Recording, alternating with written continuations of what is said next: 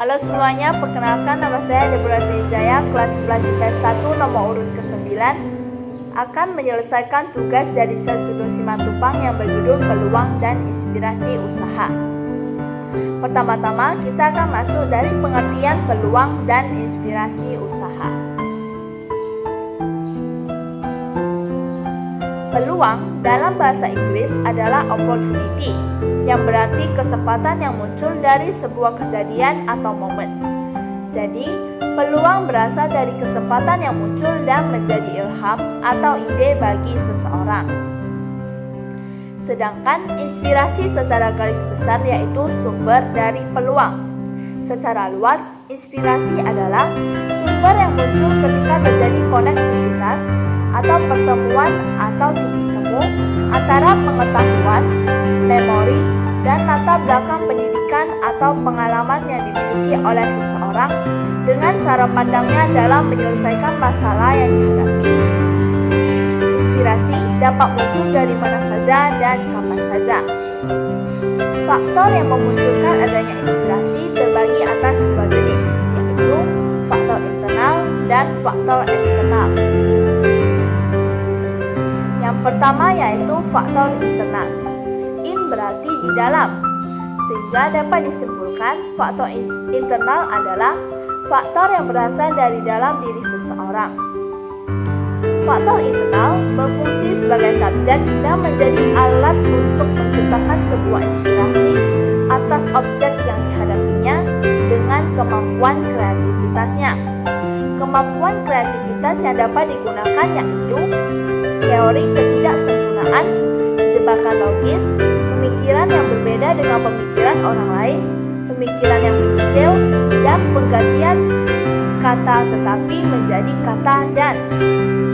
Contohnya yaitu penemuan kontak lens yang mempermudah kita untuk melihat dan membaca secara jelas. Tetapi kita juga dapat tampil lebih cantik dan tanpa memperpusingkan keberadaan si kacamata.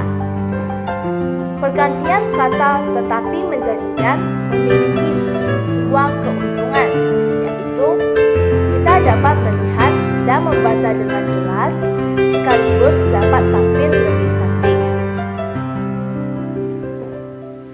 Jenis faktor internal antara lain, yang pertama pengetahuan yang dimiliki, yang kedua pengalaman dari individu itu sendiri, yang ketiga pengalaman saat dia melihat orang lain menyelesaikan masalah, dan yang keempat intuisi yang merupakan pemikiran yang muncul dari individu. Yang kedua yaitu faktor eksternal. Faktor eksternal adalah hal-hal yang dihadapi seseorang dan merupakan objek untuk mendapatkan sebuah inspirasi bisnis. Jenis faktor eksternal adalah yang pertama, masalah yang dihadapi dan belum terpecahkan. Yang kedua, kesulitan yang dihadapi sehari-hari. Yang ketiga, kebutuhan yang belum terpenuhi baik untuk dirinya maupun orang lain. Dan yang terakhir, yaitu pemikiran yang besar untuk menciptakan sesuatu yang baru. Berikut merupakan diagram terjadinya atau munculnya sebuah inspirasi. Faktor internal atau lebih dikenal sebagai subjek yang digunakan sebagai alat untuk memecahkan masalah akan bertemu dengan faktor eksternal atau yang sering disebut dengan objek yang dijadikan sumber munculnya sebuah inspirasi. Dengan memunculkan adanya kreativitas akan menghasilkan atau memunculkan banyaknya ide dan mencari solusi yang kreatif sehingga menimbulkan adanya inspirasi. Munculnya sebuah inspirasi merupakan proses filterisasi atau pemilihan dari berbagai ide atau gagasan yang akan membuat atau memunculkan nilai jual yang tinggi. Ide atau gagasan yang memiliki nilai jual yang tinggi akan memunculkan inspirasi yang akan berubah menjadi peluang. Lantas, Apa yang dimaksud dengan ide atau gagasan yang memiliki nilai jual tinggi? Pengertian dari ide atau gagasan yang memiliki nilai jual yang tinggi yaitu ide yang berhubungan erat dengan pasar. Bila ide ini memiliki nilai jual yang tinggi, maka akan menghasilkan sebuah inspirasi yang berubah menjadi peluang seperti yang tadi saya bilang. Ciri-cirinya yaitu yang pertama, mampu memenuhi kebutuhan dari konsumen atau pasar. Yang kedua, memiliki keunggulan bersaing dalam sebuah kompetisi. Yang ketiga, tidak bersifat sementara. Yang keempat, ada nilai uang atau bisa dinilai dengan uang. Dan yang kelima yaitu memenuhi aspek kreativitas dan inovasi yang bersifat solusi dan kesulitan yang selama ini belum ada yang mampu menyelesaikannya. Peluang harus merupakan peluang yang potensial dan juga peluang yang memiliki usaha yang baik. Ciri-cirinya yaitu yang pertama, ciri-ciri usaha yang potensial. Yang pertama, usaha harus memiliki nilai jual yang tinggi. Yang kedua, usaha bukan hanya ambisi pribadi semata, tetapi sifatnya nyata. Yang ketiga, usaha itu mempunyai waktu bertahan yang lama di pasar. Yang keempat, tidak akan menghasilkan modal atau uang karena terlalu besar investasinya. Yang kelima, tidak bersifat momentum atau bersifat musiman atau sensasional. Dan yang keenam yaitu bisa ditingkatkan skalanya menjadi skala industri.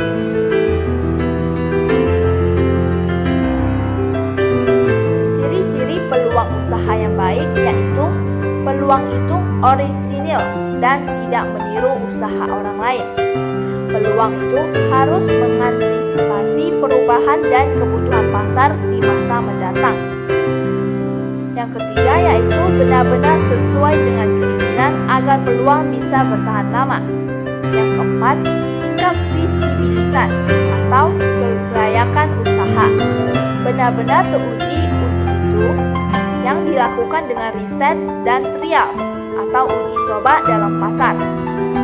Yang kelima yaitu bersifat ide kreatif dan inovatif, bukan tiruan dari ide orang lain.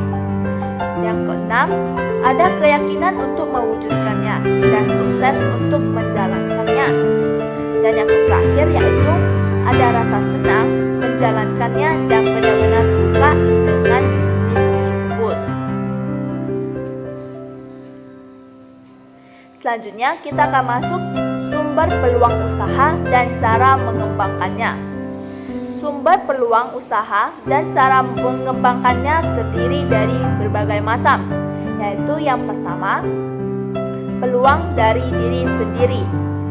Peluang dari diri sendiri merupakan peluang yang paling berpotensial dan besar rasio kesuksesannya. Mengapa? Karena usaha membutuhkan proses yang panjang, bahkan dapat berlangsung sampai seumur hidup, sehingga kamu harus benar-benar menyukai pekerjaanmu dan menjadi sukses. Yang kedua, usaha membutuhkan konsistensi dan komitmen yang tinggi. Yang ketiga, kesuksesan usaha adalah akumulasi dari kesuksesan menaklukkan kegagalan demi kegagalan demi mencapai sebuah kesuksesan. Yang kedua yaitu peluang dari perubahan yang terjadi. Peluang dari perubahan yang terjadi yaitu terdiri dari perubahan global, perubahan lingkungan, peraturan pemerintah, perubahan musim, perubahan gaya hidup, perubahan tingkat kebutuhan tentang kesehatan, perubahan gaya hidup, perubahan pola makan masyarakat pada umumnya, perubahan tingkat tekanan pekerjaan yang semakin meninggi atau berat, perubahan teknologi, perubahan informasi dan komunikasi, yang terakhir yaitu perubahan jumlah laju pertumbuhan kendaraan. Yang ketiga yaitu peluang dari lingkungan. Peluang dari lingkungan dapat berupa yang pertama usaha orang tua.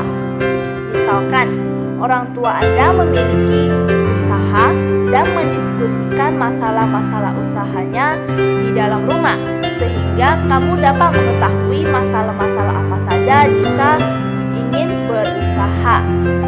Yang kedua yaitu lingkungan rumah.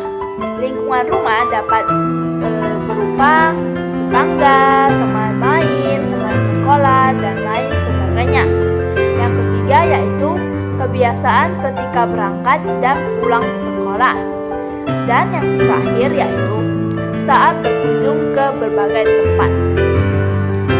Selanjutnya yaitu peluang dari konsumen. Peluang dari konsumen atau suara-suara dari konsumen dapat meningkatkan kualitas dari produk dan memunculkan adanya pengusaha yang memunculkan adanya inspirasi baru.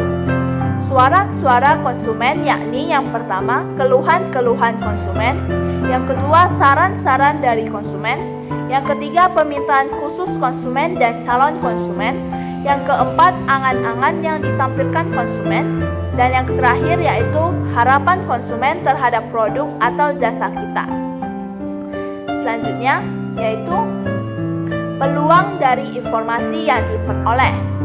Informasi yang diperoleh dapat menjadi berguna saat kita mampu menghubungkan dengan pengalaman dan pengetahuan serta mewujudkannya. Begitu pula dengan sebaliknya. Apabila kita tidak dapat menghubungkan antara pengalaman dan pengetahuan, maka informasi yang kita peroleh akan menjadi sia-sia. Selanjutnya yaitu peluang dari gagasan orang lain. Gagasan dari orang lain bersifat orisinil, akan memunculkan sebuah peluang usaha yang baru pula. Peluang dari diri sendiri bercabang menjadi 3 jenis.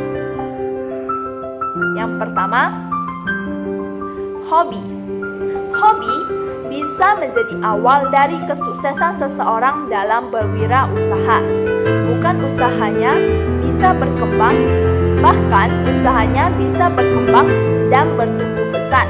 Contohnya yaitu Bill Gates yang dulunya suka mengotak-ngatik komputer dan kemudian memunculkan sebuah inspirasi yang dimana ia akan membuat komputer yang lebih kecil dan mudah atau praktis membawanya. Lalu ia akan membuat sistem operasional di dalam komputer tersebut menjadi lebih mudah, yaitu Windows. Yang kedua, yaitu keahlian. Keahlian yang dimiliki dapat menjadi modal untuk mengembangkan usaha yang sesuai dengan bidang keahliannya. Contohnya, yaitu penemu Google, yakni Larry dan Sergey, yang dimana mereka merupakan ahli dalam matematika lulusan dari Stanford University yang menciptakan Google karena munculnya sebuah inspirasi yang dimana mereka kesulitan dalam menghadapi masalah-masalah mereka. Yang ketiga yaitu pengetahuan dan latar belakang pendidikan. Pengetahuan dan latar belakang pendidikan merupakan salah satu hal yang paling potensial untuk menemukan peluang emas karena kita telah mengetahui, mempelajari, dan memahami bidang yang kita tekuni. Sekian saja video dari saya. Jika ada kesalahan mohon dimaafkan. Sekian dan terima kasih.